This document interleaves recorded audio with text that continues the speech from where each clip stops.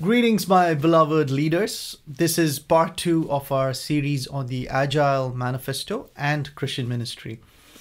Last week, we saw the first principle, which is individuals and interactions over processes and tools, where we saw how empowering the team can produce great work. Following the series, today I would like to walk us through the second principle, working software over comprehensive documentation. If the word software is off-putting for some of you, we can simply replace it with something, and it'll now sound like something that works over written documentation. Yes, it is better to see something working in front of our eyes than having pages and pages of documentation, correct? Let's see how this relates to ministry and most importantly to our personal lives. I'll see you on the other side.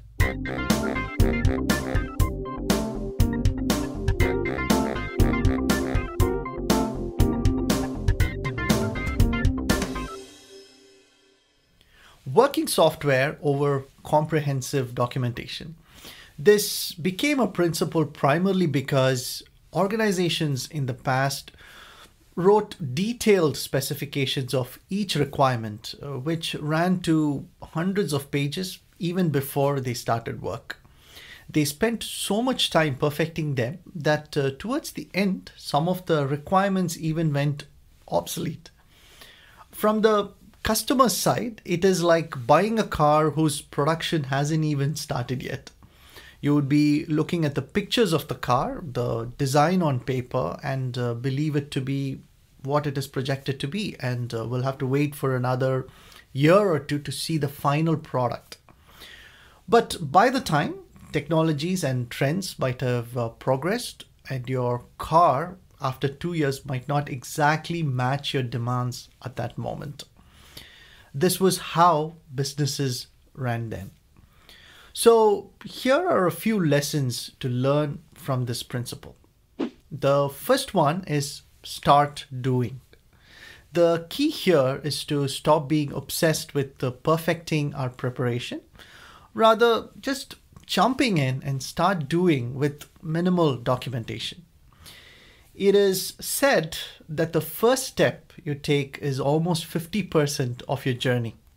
It is generally easy to have a dream or a plan, but it takes real guts to jump in and start working on it. And I put air quotes for start because starting is usually the toughest step to tread. Ecclesiastes 9:10 says, "Whatever your hand finds to do, do it with all your might." In my personal and professional life, I discovered this as a big deal breaker. There is never a better time than today. I've always been successful on things I jumped in and start doing instead of waiting for an opportune time. I would encourage you to try this and see how effective it is. Take this as a challenge and start working on that dream or wish you've been putting off. You never know, it might work out well for you. Remember, Noah did not wait until the rain to start building his ark. The second one is to live than to preach. One of Jesus's precious teaching was the way he lived in accordance with what he preached. We all agree it is easy to preach, but very difficult to follow.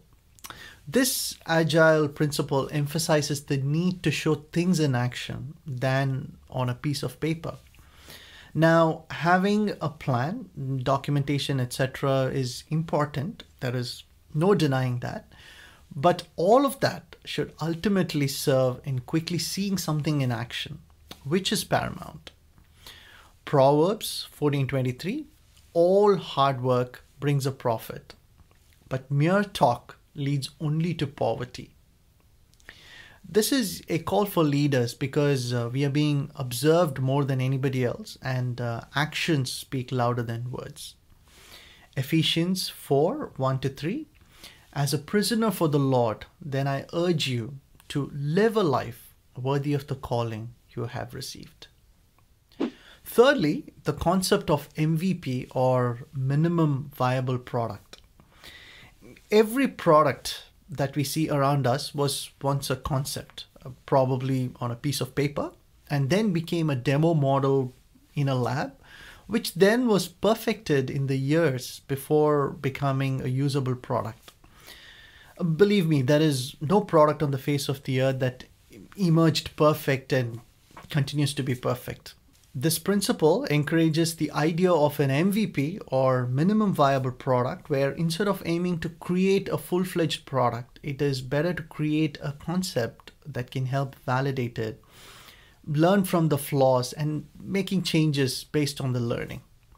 This is a very vital learning for Christians, since you and I are called the clay in a potter's hand and would have to be humble enough to be molded every day. Jeremiah 18:3-4 says, "So I did as he told me, and found the potter working at his wheel.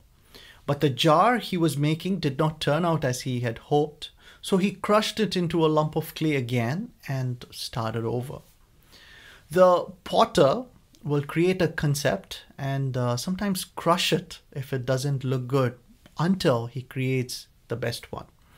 The pot that comes out of the potter's hand initially is rough, colorless, smelly, and is not pleasing to the eye at all.